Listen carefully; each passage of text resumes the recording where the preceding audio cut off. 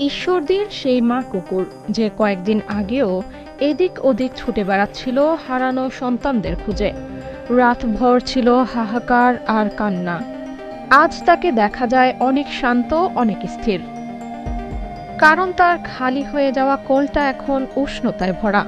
সে পেয়েছে নতুন 4টি ছানা, যারা তার বুকের উপর মাথা রেখে ঘুমায়, আর সে যেন শ্বাসরুদ্ধ হয়ে তাদের শরীর ছুঁয়ে দেখে বারবার, এরা আছে তো, এরা আছে তো।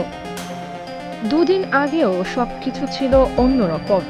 জীবনের সবচেয়ে নির্মম মুহূর্তের মুখোমুখি হয়েছিল সে, যখন পুকুরের ভেজা বস্তার ভেতর থেকে উঠে এলো তার 8টি ছানার নিথর শরীর।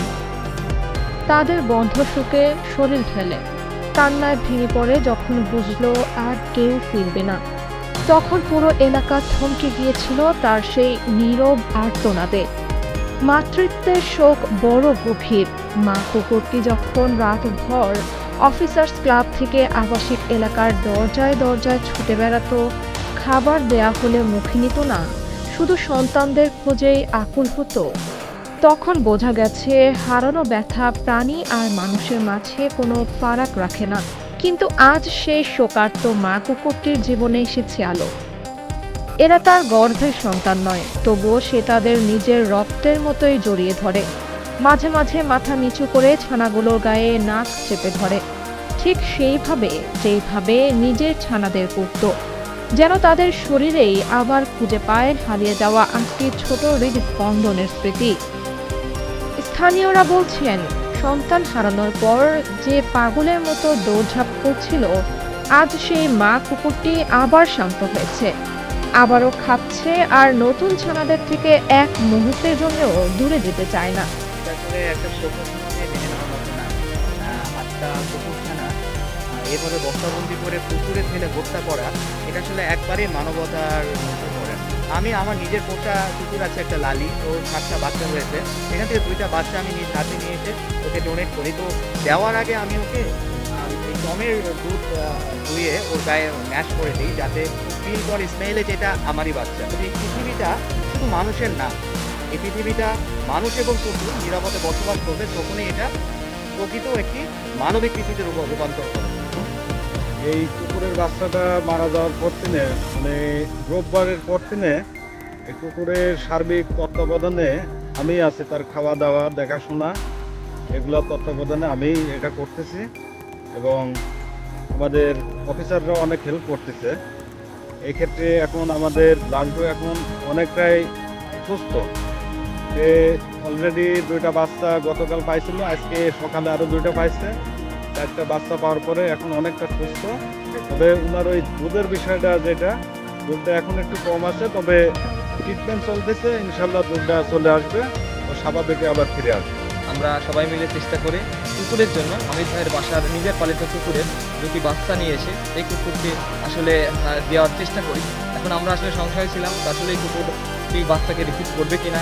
তবে ইনশাল্লাহ যেহেতু আমরা কুকুরকে বাচ্চাকে, আপনারা হয়তো দেখছেন ভিডিওতে, যে আমরা বাচ্চাকে রিসিভ করানোর জন্য কুকুরের দুধ দুহিয়ে সেই কুকুরের দুধ ওই বাচ্চার গায়ে, 2টা বাচ্চার গায়ে আমরা লাগিয়ে দিই। আমরা প্রথমে কুকুরটাকে যখন পাই, তখন কুকুরের দুধের অনেক দাগ ছিল, যেহেতু বাচ্চাগুলো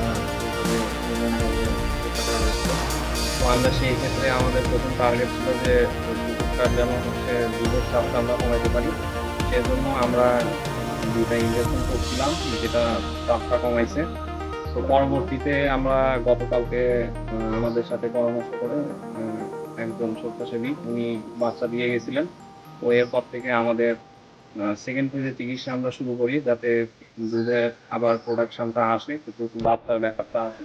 তো সেই হিসেবে আমরা কালকে থেকে চিকিৎসা চালাচ্ছি।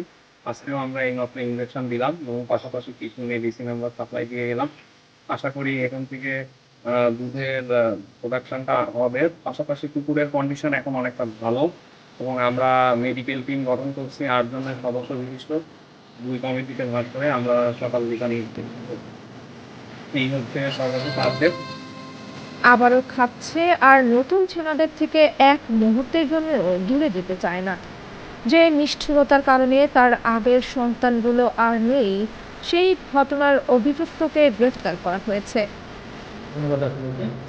আমরা যখন গত ২-৩ দিন বিষয়টা নিয়ে বিভিন্ন গণমাধ্যম বা সামাজিক যোগাযোগ এটা প্রচারিত হচ্ছে, জানেন যে সবই ক্যাম্পাসে একটা কুকুরের ৮টা বাচ্চাকে ডুবিয়ে মেরে ফেলা হয়েছে। এটা যখন আমরা জানি, তাৎক্ষণিকভাবে কিছু ব্যবস্থা নেই এবং পরবর্তীতে আদালতে মামলাও হয় এবং এর প্রেক্ষিতে সে এখন কারাগারে আছে। তো আমরা মা কুকুর আসলে ফিডিং না করাতে পেরে তার যে কষ্ট বা যন্ত্রণা হচ্ছিল, এটা ক্ষেত্রে আমরা ডাক্তার দেখিয়েছিলাম। কিন্তু পরবর্তীতে একজনের পরামর্শে, আমাদের এক অবসরপ্রাপ্ত স্যারের পরামর্শেই আসলে এই কাজটা করেছি যে তার জন্য ২ টা বাচ্চার ব্যবস্থা যদি করা যায় তাহলে হয়তো এটা রিমুভ হবে। এই চিন্তা থেকে পরশুদিন আমরা যে এটা আছে ব্যানার আছে তাদেরকে আমরা বলি যে ২ টা বাচ্চা ম্যানেজ করা যায় কিনা। তো তারা পরের দিন সকালবেলায় ২ টা বাচ্চা ম্যানেজ করে। নেওয়ার পরে প্রথমে তাদের গায়ে একটু দুধটা স্ম্যাশ করে দেওয়ার পরে সে আসলে অ্যাকসেপ্ট করে নেয়। প্রথমে একটু আনইজি হলো, পরে অ্যাকসেপ্ট করে নিয়েছে এবং বেশ ভালো আছে। এবং আজকে সকালেও অন্য একটা কুকুর মারা যাওয়ায় তার ২ টা বাচ্চাকে সে একজন দিয়ে গেছে। অর্থাৎ তার এখন পর্যন্ত ৪ টা বাচ্চা আছে এবং সে এগুলোকে অ্যাকসেপ্ট করে নিয়ে এখন আলহামদুলিল্লাহ ভালো আছে। আর আমরা এটা নিয়ে একটা মেডিকেল টিম গঠন করা আছে, ভেটেরিনারি সার্জন সহ প্রাণী সম্পদ দপ্তরের হাতে, এবং আমরা পরবর্তী কার্যক্রম পরবর্তী করছি। কিন্তু বিচার বা শাস্তি এসব সে বোঝে না। সে শুধু বোঝে তার বুকের ওপর এখন আছে 4টি উষ্ণ শরীর, 4টি ছোট্ট নিঃশ্বাস, 4টি নতুন আশা। এই 4টি প্রাণ হয়তো তার আগের সন্তানদের জায়গা নিতে পারবে না, কিন্তু পারে তার ভেঙে যাওয়া হৃদয়ের উপর নরম হাত রেখে বলতে, তুমি একা নও, আমরা আছি। সন্তানহারা সেই মা কুকুরটি আজ আবার ধীরে ধীরে ফিরে পাচ্ছে তার মায়ের হাসি। নতুন ছানাগুলোই যেন তার শোক ভরা জীবনে ফিরে আনে রোদ্দুরের ছটা। হয়তো এভাবেই জীবনে নতুন আলো আসে, অচেনা 4টি ছোট্ট প্রাণের মাধ্যমে নতুন ভালোবাসা দিয়ে, পুরনো ক্ষতগুলোর উপর এক মুঠো শান্তির প্রলেপ দিয়ে।